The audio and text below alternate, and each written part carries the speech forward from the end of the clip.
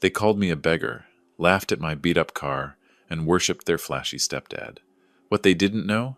I was worth $100 million, and I owned the homes they lived in. I was done pretending. My name is Martin Blake. I live in a quiet neighborhood in Bozeman, Montana. From the outside, I look like any other 62-year-old man, modest clothes, an old car, a small rental home, and a steady job at the local hardware store. Nothing about me screams wealth or power, and that's exactly how I wanted it. My children, Ryan and Madison, grew up in a different world after the divorce. Their mother remarried a man who lived to impress. Over time, they stopped calling, stopped caring, and started treating me like I was a burden, not a father. But I wasn't angry. Not yet. I just watched and waited. What would you do if your children mocked your humble life, not knowing you held their future in your hands? If that question lingers in your mind, take a moment to follow this story and share what you'd do in the comments. Sometimes, silence holds more power than words. It was the first week of fall in Montana, the kind where the air turns crisp and the leaves crackle beneath your feet. I remember that week clearly not because of the chill, but because of the shift. The one you don't see coming until it's already pulled you under. Back then, I still believed love could hold a family together. I believed that no matter how different Claire and I were becoming, our years, our children, would matter more. That belief didn't last long. Claire had always wanted more. More shine, more recognition, more admiration from people who didn't care if it was real. I preferred a quiet life. She preferred a staged one. While I saved, she spent. Where I found joy in fixing what we had, she chased the illusion of something better. Eventually, she found Gerald Dawson, a local contractor with a polished smile and a polished credit line. He was the kind of man who leased success and wore it like it was earned. Claire was charmed. Within a year of our divorce, they were married. The house I built became his. My name faded from the mailbox like it had never been there. I didn't hate Gerald. I hardly thought of him. What haunted me was watching Ryan and Madison drift toward his world, as if I'd never existed. Ryan was 16. All confidence, all image. He wanted the life Gerald advertised: cars, contacts, and cash. Gerald fed that hunger quickly. A new phone, designer sneakers, promises of internships. Today, Ryan works at an insurance company in downtown Bozeman, wearing suits that cost more than my monthly rent and dining where valet parking is expected. Madison was only 13. She had once been my shadow quiet walks, weekend pancakes, hand-drawn birthday cards. But she changed fast. Claire told her she deserved better than flannel hugs and backyard games. Gerald told her she looked like someone meant for success. Now she's a realtor, one of the most visible in the city. Online, her image is flawless. Her listings are sleek, her clients elite. She sells dreams she once believed I could never provide. At first, the distance came quietly. Fewer calls, missed dinners. Then one day it was birthdays with strangers, holidays with excuses, and conversations reduced to requests for money. I stayed in Bozeman. I stayed simple. They thought I'd given up. What they never knew was that I had quietly, methodically, built something far greater than appearances. They mistook modesty for failure. I let them. I wasn't building a life to impress them. I was building a test they didn't know they were taking, and in time, I would learn just how badly they failed. Spring in Bozeman has a way of pretending to be kind, sunlight warming the rooftops, birdsong returning like old friends. But that morning, kindness stayed outside my front door. Ryan and Madison arrived around noon without calling. Their car gleamed like a trophy as it pulled into my cracked driveway. Ryan stepped out first, his sunglasses reflecting the rust of my old pickup. He didn't even try to hide the sneer. "You still drive that thing?" he asked, nodding at the truck. "It's reliable," I said, simply wiping my hands on a kitchen towel. "Reliable?" he scoffed. "It looks like it belongs in a scrapyard." Madison followed, heels clicking on concrete, dressed like she was heading to a gala, not lunch at her father's place. Her eyes scanned my front porch like it was a crime scene. Inside, I'd prepared their favorites: meatloaf, mashed potatoes, green beans with a little bacon, the same meal that once had them racing home from school. Today, they picked at it like it was a plate of problems. Madison tapped her fork against the edge of her plate and said, "Richard took us to that new place in town last week. Imported steaks, Wine that didn't come from a twist-off cap. Glad you enjoyed it, I replied, keeping my voice measured. She smiled thinly. We're used to a different standard now. No offense. Ryan leaned back in his chair, arms crossed. You ever think about upgrading your life, Dad? Like, even a little? I didn't answer. You work at a hardware store, he continued. Mom says it's like watching someone retire without ever having lived. Just then, the door opened without a knock. Claire stood there in a designer coat, arms folded. Her presence always carried judgment like perfume, subtle, lingering, impossible to ignore. Martin, she said sharply, what are you doing? They come here to visit and you serve them meatloaf? In this environment? She scanned the kitchen-worn cabinets, mismatched chairs, the fridge humming like a tired old friend. You know how this looks to them? She continued. You make them feel ashamed to be here. I looked at her, at them, and said nothing. Not because I had no words, because none of them would matter. Claire sighed and left just as quickly as she'd arrived, muttering something about appearances. Ryan and Madison followed soon after, murmuring vague goodbyes, not hugs. When the door closed, the silence wasn't peaceful. It was heavy, not just with what was said, but with what was made clear. I sat at the table alone, the meatloaf cooling in its dish. My children had tasted my food and rejected it, not for the flavor, for the life it represented. Still, I didn't break. Some storms are weathered not with shelter, but with stillness. I'd always believed in preparation, even when life felt like it was crumbling, marriage over, children drifting. I kept my discipline, my habits, my investments. That night, after the visit from Ryan and Madison and the sting of Claire's words still hanging in the air, I opened my laptop. I hadn't touched the portfolio in months, maybe a year. I logged into my old brokerage account, expecting to see the same steady numbers I'd tracked for decades. Instead, I saw something else. Nina Figueres. The screen blinked back at me. 100,374,219 dollars. $100 million. I blinked again, half convinced it was a glitch. But the numbers were real. Compound interest, reinvested dividends, low spending, smart risks. 40 years of patience had quietly done its job. I sat there in silence, not with pride, not with excitement, just clarity. They thought I was poor. They thought I had nothing to offer.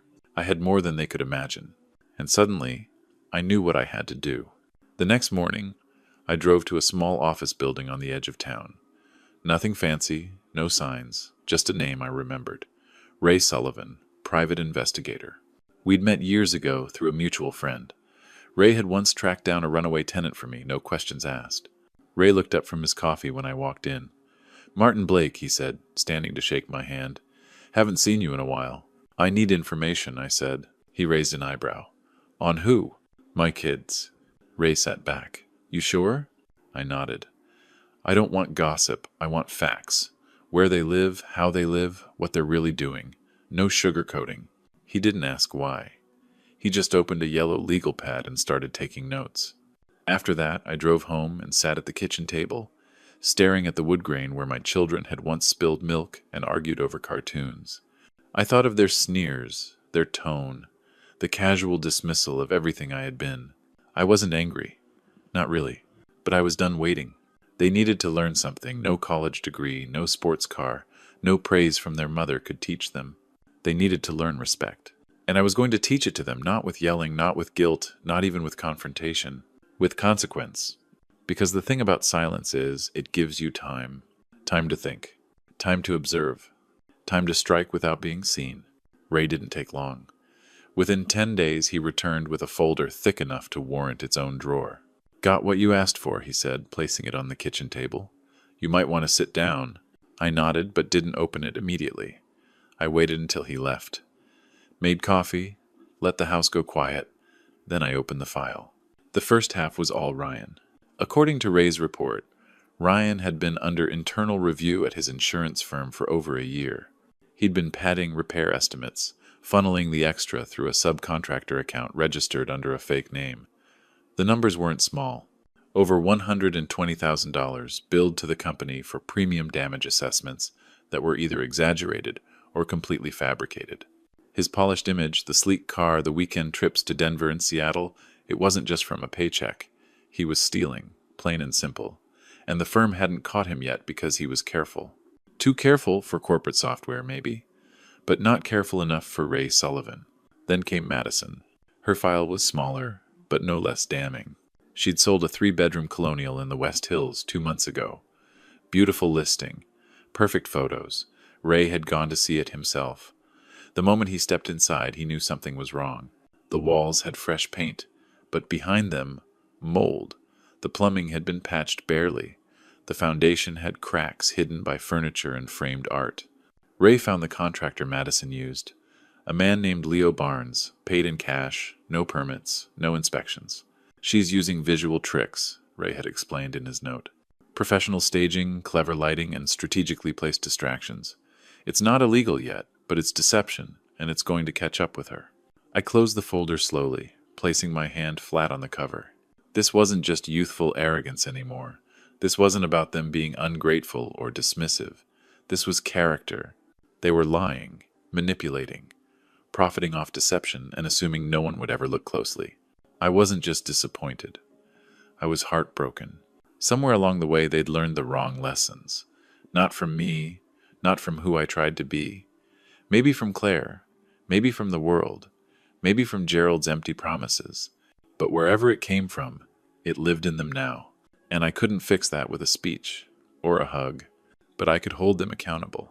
I scanned every page, made copies of the documents, stored digital versions in 3 different cloud accounts, labeled, time-stamped, backed up. Because if the day ever came when they questioned why I did what I did, why I didn't just let it go, I wanted them to see the truth. I wasn't just their father. I was their mirror, and it was time they looked closely. Some truths don't explode. They settle like dust after a storm, quiet but impossible to ignore. They don't shatter your world. They rearrange it. And once the rearranging is done, what's left is focus. After reading Ray's report, I didn't feel rage. No urge to call, confront, or correct. Just a stillness. The kind that comes when your eyes finally adjust in a dark room. I poured myself a drink, sat back, and thought about the next move. That's when I called Janet Cross. Janet and I had worked together years ago, back when I still dabbled in local property flips. She was discreet, methodical, and allergic to gossip.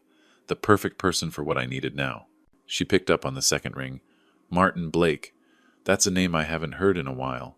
I need 2 properties. Quiet purchases. Fast closings. What kind of properties? Ryan's apartment building and Madison's duplex. There was a pause. Then a soft, knowing laugh. Family matters? Something like that. It didn't take long. Through layered LLCs and tightly worded contracts, Janet helped me acquire both properties within 3 weeks. Ryan's apartment was undervalued, its owner eager to offload before refinancing hit. Madison's duplex was tied up in a pending tax lien. I paid cash. No haggling, no hesitation, no trail that led back to me. By the end of the month, I had legal ownership of the roofs over both their heads. Then I waited. For 1 week, I let everything continue unchanged. Rent came in, leases held, silence settled. Then I sent the notices, typed, stamped, and delivered through a management company I'd set up years ago just in case. New lease terms. Triple the rent, from $1,450 to $4,200. No exceptions. 30 days notice. No name, no explanation. Just a number, a policy, and a voicemail no one ever answered. It wasn't vengeance. It wasn't cruelty. It was clarity. For too long, they believed security was owed. That comfort was permanent, that the world would adjust to their wants without asking anything in return. This was my answer. Not a punishment, but a pause. A moment that would force them to feel what they'd never considered, that comfort has a cost, and someone is always paying it. They had mocked my stillness. Now, it would speak louder than words. Late autumn in Bozeman carries a strange stillness. The golden leaves are mostly gone, and what remains is the cold, sharp, unkind, the kind that creeps through walls and into bones. I remember the first frost landing the same week the notices were delivered. To them, it came out of nowhere. A plain envelope, a standard clause, a rent increase so steep it didn't just sting, it destabilized. They didn't know the owner had changed. They didn't suspect the hand pulling the strings was mine. At first, silence. Then the scramble. Ryan called me 3 times in 2 hours. I let them all go to voicemail. Dad, the building's doing some illegal rent hike. This is serious. I can't cover this. A follow-up message came with more heat. I'm trying to close a big client. I don't need this distraction. Call me back. He tried negotiating with the property manager, offered to pay in installments, suggested his father could co-sign, but no one picked up. Madison wasn't far behind. She emailed, then called, then texted. This increase will bankrupt me. I just opened a second office. I can't move right now. Her tone shifted quickly. Do you know who owns this building, Dad? Can you help me talk to them? Still, I said nothing. Neither of them had savings for this kind of emergency. Not because they were poor, but because they'd built lives on thin margins and wide assumptions. They thought comfort was a right, not a privilege. A few days later, Claire showed up. The wind followed her inside like it had unfinished business. I know what you've done, she said, slamming her gloves on the counter. Tripling rent? Who does that to their own children? I didn't answer. She stepped closer, voice rising. They're scared. Ryan's considering a loan he can't afford. Madison's already defaulted on her warehouse lease. They're drowning, Martin. They're adults, I said, calm. They'll swim. This isn't teaching a lesson. This is vengeance. You're punishing them for not loving you the way you wanted. I looked her straight in the eye. Number, I'm holding up a mirror. If they don't like what they see, that's not on me. Her face flushed. You've become a stranger. No, Claire, I've just stopped pretending. She stormed out without another word. But the next blow didn't come from her. It came in the form of a letter. A civil lawsuit. Filed jointly. Ryan and Madison. Allegations of emotional abandonment, mental manipulation, intentional economic sabotage. Their lawyer claimed I had neglected my role as a father, used financial leverage to control and destabilize my own children.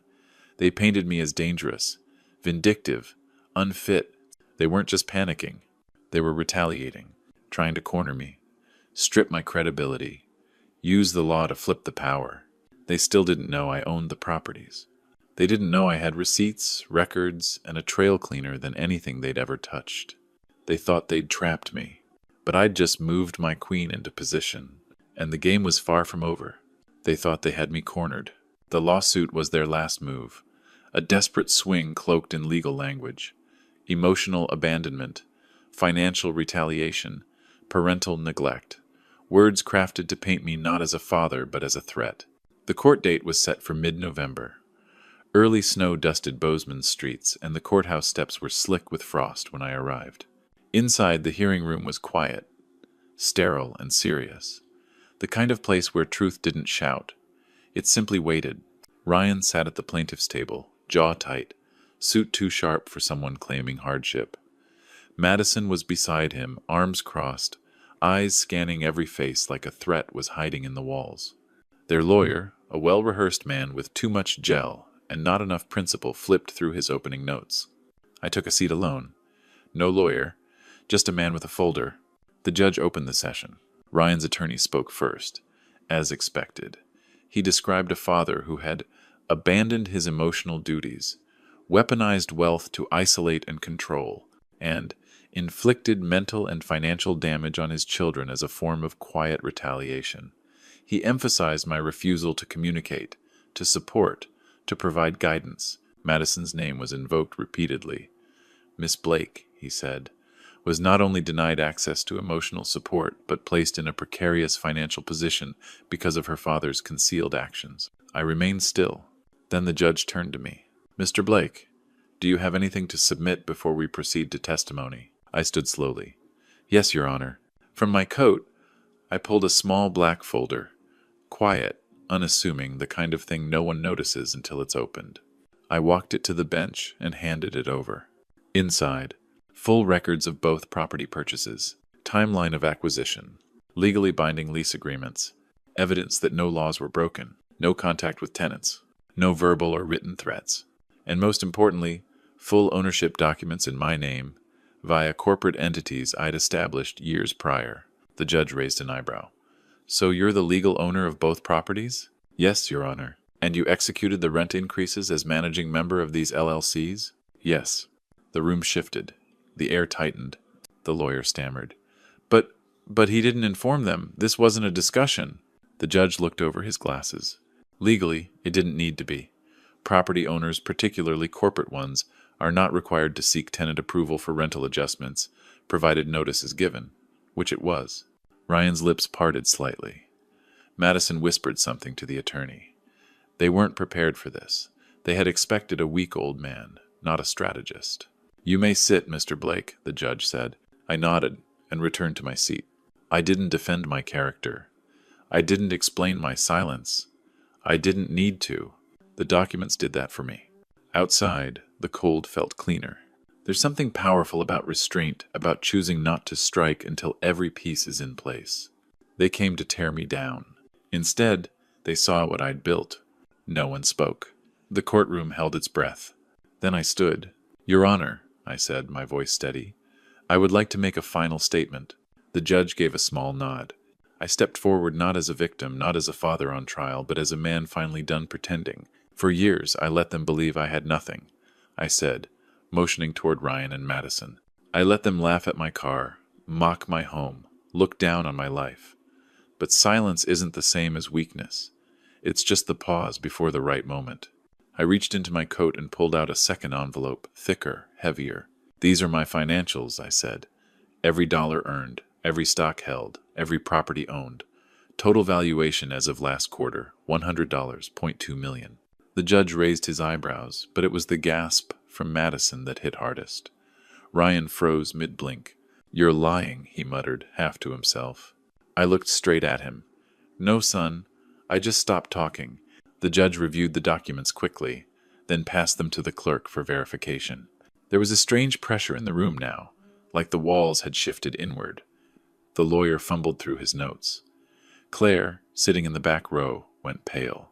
This changes everything, the attorney stammered. The narrative this was hidden, he manipulated. No, the judge cut in sharply. What I see here is a man who acted within the law, who exercised legal rights as a landlord without deception or coercion. What I don't see is evidence of abuse. He turned to Ryan and Madison. You petitioned for bankruptcy and claimed your father created an unsustainable financial situation. But he's proven ownership. He's demonstrated solvency. And most importantly, he's broken no laws. He looked down at the file again. Petition denied. The gavel hit like thunder. Ryan leaned forward in his seat as if trying to catch his breath. Wait, we didn't know, he never said. That was the point, I said quietly. You never asked. The judge straightened. Mr. Blake, do you wish to proceed with eviction notices? I do. There was no triumph in my voice, just certainty. The judge signed the order. Behind me, the silence turned electric. You could feel the realization moving through the room one mind at a time. The man they called irrelevant, forgotten, pathetic, was the one holding every card. Claire stood slowly, mouth slightly open but no words formed. Madison sat with her hands in her lap, no longer fidgeting. Ryan stared straight ahead, jaw clenched, too stunned to even be angry. I nodded to the judge, turned, and walked out. No dramatics, no revenge speech, just the truth left behind, heavy and undeniable. The headlines would write themselves later. But in that room, in that moment, the only story that mattered was the one none of them saw coming. The courtroom may have ended with a gavel, but the true unraveling began with an envelope. I sent it anonymously. 2, actually one to Ryan's employer, the other to Montana's Real Estate Licensing Board. Inside were the documents Ray had collected. Copies of falsified insurance estimates, bank transfers, shell accounts, photos of staged homes with hidden flaws, contractor statements, and buyer testimonies.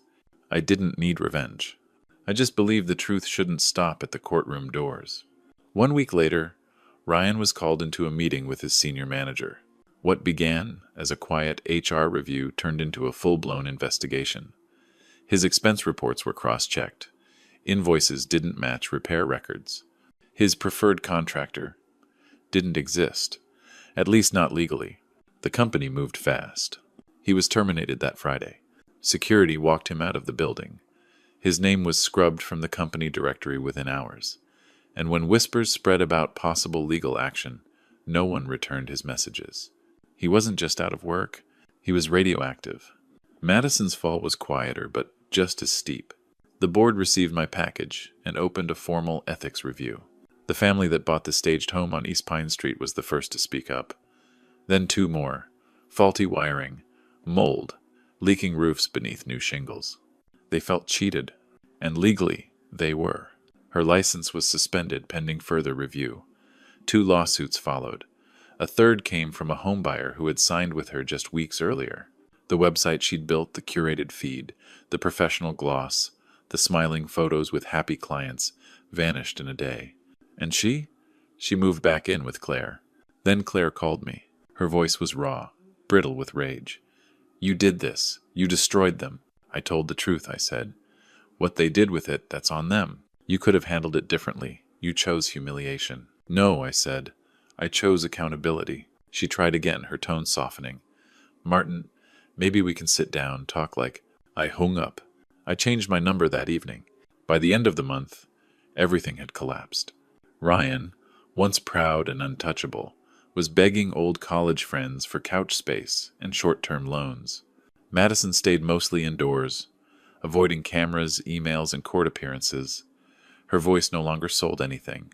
Claire, once the woman who loved appearances more than truth, now sat in a house full of silence. No more dinner parties. No more vacation photos. Just the sound of everything they had built on assumption and arrogance falling apart. I watched it all unfold from my porch. Not gleefully, just quietly, with the calm of someone who had warned the fire was coming, and finally let it burn. It was late March when they came back, one of those gray in-between days when winter hadn't fully left, and spring hadn't fully arrived. The sky hung low, overcast but dry, and the trees still stood bare, as if waiting for permission to bloom. I was on the porch, like always. The wood creaked under the old rocking chair as I watched a pair of sparrows peck at the ground near the steps. It was quiet, peaceful, earned. Then I saw them. 2 silhouettes at the end of the driveway. Ryan and Madison. They didn't walk like people with confidence anymore. There was no stride, no purpose in their posture, only hesitation, caution. A heavy silence stretched between their steps as they approached, each one slower than the last. When they reached the porch, Ryan spoke first. "Dad, can we talk?" His voice was rough, hoarse like he hadn't used it for anything honest in a while. Madison stood behind him, hands clasped tightly in front of her, eyes glassy. I didn't move. I just watched them. Then Ryan dropped to his knees. Madison followed. It startled me not because of the motion, but because of what it meant. "Dad, I'm sorry," Ryan said. "I'm sorry for everything, for what I said about you, for the way I made you feel like you didn't matter." Madison's voice came softer. "We were wrong, so wrong, about you, about life, about what it means to be successful." She sniffed. "You didn't just build a fortune. You built us a life we didn't appreciate." They were crying now. Not performative, not dramatic, just breaking. And I stayed silent for a long while. Let the wind fill the space their pride once occupied. Then I stood, walked slowly down the porch steps, and stood in front of them. "I'm not heartless," I said quietly, "but I won't pretend this didn't hurt." Ryan looked up, guilt heavy in his eyes. "You turned your backs on me. Not just once, repeatedly. And when I stayed silent, you thought it meant I had no power. But silence isn't surrender. It's a choice. And I chose it because I hoped one day you'd see." He nodded. "We see it now. All of it." I exhaled. Not anger, not relief. Just the weight of years pressing out of my chest. "I'm willing to forgive," I said. "But not forget, and not blindly." They looked at me. "You want back in this family? You want my support?" I continued. "Then show me. Show me who you are now, what you've learned. That your regret isn't just because you lost, but because you've changed." "I will," Ryan said immediately. Madison wiped her face. "Me too. No shortcuts. No fake smiles." I nodded slowly. "I won't hold your past over you," I said. "But I won't ignore it either. You'll rebuild from the ground up just like I did, and I'll be here if you stay honest." I didn't help them up. I let them rise on their own. Then I stepped aside and opened the screen door. "Come in. We'll start with coffee, like old times." And they did. That day didn't erase the pain, but it rewrote the ending. Forgiveness, after all, isn't forgetting what was broken. It's believing something better can still be built. I let go of the empire quietly. No headlines, no speeches, just signatures on parchment and the closing of one final folder. Everything I once owned, buildings that touched the skyline, accounts that hummed with compound interest, portfolios built brick by brick over 4 decades, was sold. Not in bitterness, not in defeat, but in peace. Because sometimes, freedom isn't found in what you gain. It's found in what you're finally willing to release. I packed up my life in Bozeman with the same care I once reserved for contracts and financial statements. A few boxes, a worn guitar, my father's Bible, and a photograph faded, sun-washed, of 2 children laughing in the backyard before the world got complicated. I drove west, toward a coast I'd only seen in postcards, toward salt air and winding streets, toward a town where no one knew my name or my story. Carmel by the sea. It felt like breathing for the first time after holding my breath for years. My new home was simple, a pale blue cottage with a white fence and wild jasmine curling over the gate, the kind of place where silence isn't empty, it's sacred. In that quiet, I began again. I walked barefoot through seafoam, drank coffee before sunrise, spoke to strangers without guardedness. And I met her, Eleanor Hayes, a woman with laugh lines deeper than judgment, eyes that saw beyond skin, and a voice that softened every sharp edge inside me. She wasn't impressed by my past. She wasn't curious about my net worth. She asked about my heart, and for the first time in a long time I answered honestly. With Eleanor, I began to speak not just about what had happened, but about what it meant. The betrayal, the downfall, the courtroom silence, the shattered relationships, the family story that nearly broke me. But also the redemption, the rebuilding, the grace. She reminded me that healing isn't a destination. It's a rhythm, a choosing, every day. I believe it was God who led me here not to escape, but to replant, to take a soul worn thin and press it into softer soil. Because our Creator doesn't just count losses, He multiplies what's left. And what's left of me after all that's passed is stronger, wiser, quieter. I'm still a father, still a man of principle, but now I'm something else too, free.